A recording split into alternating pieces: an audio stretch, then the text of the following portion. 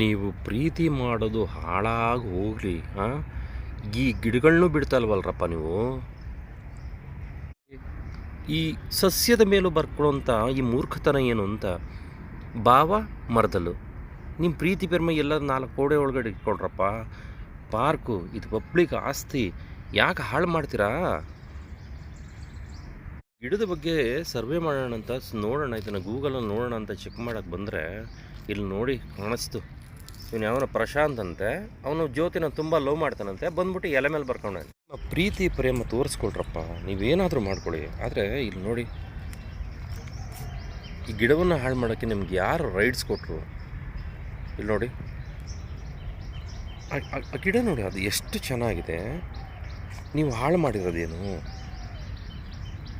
ಈ ಸಸ್ಯವನ್ನು ಸರಿಯಾಗಿ ಗಮನ ಇಟ್ಟು ನೋಡಿ. ಇದು ಗಾಳಿಯನ್ನು ಶುದ್ಧಗೊಳಿಸೋದಕ್ಕೆ ತುಂಬ ಅನುಕೂಲ ಮಾಡುತ್ತಂತೆ ಈ ಸಸ್ಯ.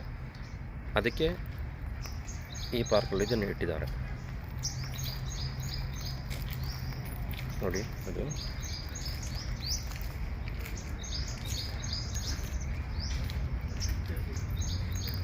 ಅದರ ಬುಡ ಹೇಗಿದೆ ನೋಡಿ, ಹೀಗಿರುತ್ತದೆ.